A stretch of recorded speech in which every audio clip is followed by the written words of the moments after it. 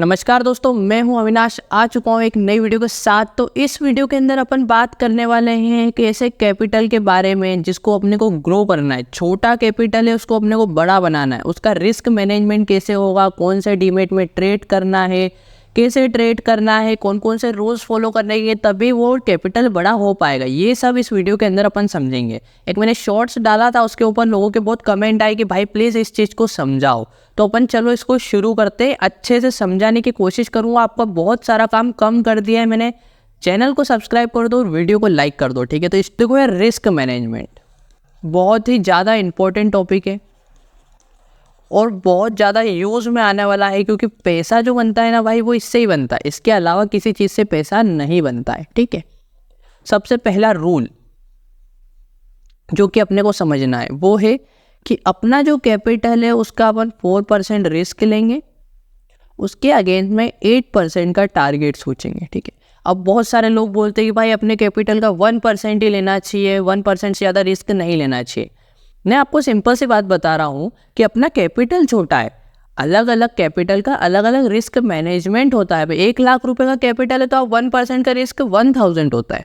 10,000 का कैपिटल है, उस पर 1% का रिस्क लेंगे ना भाई, 100 रुपीज़ होता है। अब क्या तो आप इसके अंदर स्टॉक्स कर लोगे, क्या आप फ्यूचर ऑप्शन कर लोगे, ठीक है। तो इस चीज़ को समझो कि अपने को छोटे कैपिटल को बड़ा बनाना है ना, तभी थोड़ा रिस्क भी ज़्यादा लेना पड़ेगा, जब ये बड़ा बनेगा, ठीक है। तो आप इस चीज़ को समझ जाओ कि अपना 10,000 का कैपिटल है ना, तो अपन 400 का रिस्क लेंगे, इसके अगेंस्ट में 800 रुपीज़ का टारगेट देखेंगे, ठीक है। तो पहला रूल समझ में आ गया। पहला क्या रूल होगा? पहला ये रूल होगा, 4% रिस्क लेंगे, 8% का रिटर्न देखेंगे। चलो ठीक है, अब चलते हैं अपन सेकेंड रूल पे। सेकेंड रूल पे चलने से पहले मैं आपको ये बता दूं कि मैं पर्सनली धन का डीमेट यूज़ करता हूँ। देखो, पहले ही बता दूं, कोई पेड प्रमोशन नहीं है। मैं पर्सनली जो यूज़ करता हूँ वही बता रहा हूँ, क्योंकि इसके अंदर ग्लिच नहीं आते। बाकी और कोई कारण नहीं है भाई। मैं तो देखो, सिंपल सी बात है कि मैं कोई से भी यूज़ कर लूँ, मुझे कोई दिक्कत नहीं है। लेकिन मेरे को ग्लिच से प्रॉब्लम होती हुई एक बार मेरा लॉस हो चुका है, इसलिए मैं धन यूज़ करता हूँ। मेरे को आज तक कोई ग्लिच नहीं आया, इसलिए धन यूज़ करता हूँ। आपको भी मैं सजेस्ट कर रहा हूँ, ओपन करना हो अकाउंट तो लिंक डिस्क्रिप्शन में ओपन कर लेना, आपकी इच्छा। अब अपन आ चुके हैं रूल नंबर 2 के ऊपर कि रूल नंबर 2 क्या है भाई। देखो, सिंपल सी बात है, जब तक आपको यही नहीं पता होगा कि मेरा जो रिस्क है वो 4% का है, तो मैं पोजीशन मतलब मैं क्वांटिटी कितनी लूँ कि वो रिस्क टू रिवॉर्ड मेरा जो है वो मैच हो जाए, ठीक है। तो इसी चीज़ को मैं समझाता हूँ। समझना, एक स्टॉक है XYZ नाम का, इसकी प्राइस चल रही है अभी 1000 रुपीज़, ठीक है। मतलब वो 1200 रुपये का था, वहाँ से गिरता गिरता गिरता गिरता 1000 रुपये पे आया। यहाँ पर आके कोई ऐसी इंगल्फिंग कैंडल बनाई जिसको आपको ऐसा लगता है कि यहाँ से मार्केट ऊपर जा सकता है, इसको आपको ट्रेड करना है।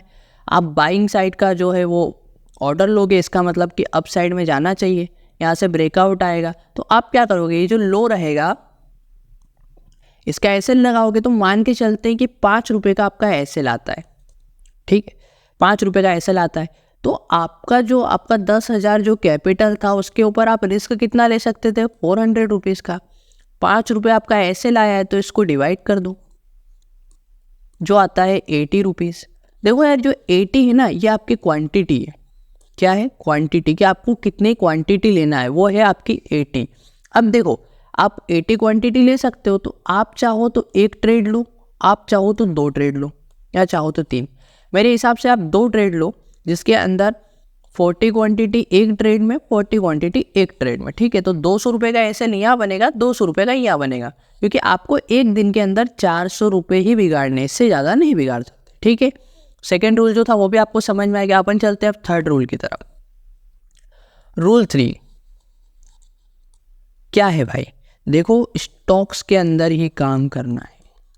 फ्यूचर एंड ऑप्शन गलती से भी मत कर देना अभी 10,000 के कैपिटल से, क्योंकि उसमें ना पोजीशन साइजिंग होगी, ठीक है, ना आपसे रिस्क मैनेज होगा, कुछ भी नहीं होगा। और एट द एंड 10,000 रुपये जो है वो आप उसका जुआ खेल के डुबा दोगे, जुआरी बन जाओगे। क्या बन जाओगे?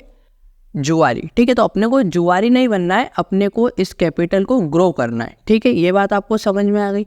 और जो लास्ट रूल है वो सबसे ज़्यादा इंपॉर्टेंट रूल है, उसमें आती है साइकोलॉजी, आपका दिमाग।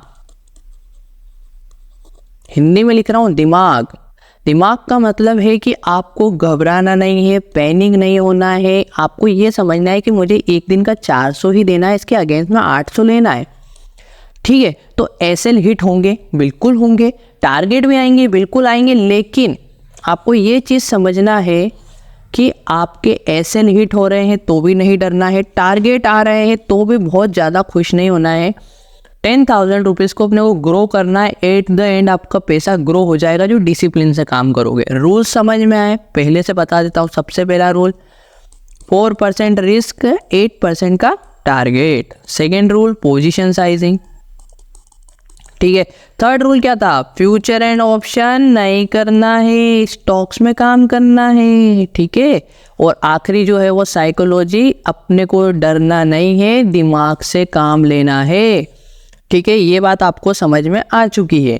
तो देखो, शांति से ट्रेड करो, अच्छे से काम करो। शेयर मार्केट जो है वो बहुत बड़ा पैसे का कुआं जरूर है, लेकिन आपका पैसा डुबा भी सकता है। इसलिए समझने पे ध्यान दो, नॉलेज लेने पे ध्यान दो। वीडियो पसंद आई हो तो लाइक करो और चैनल को सब्सक्राइब करो यार।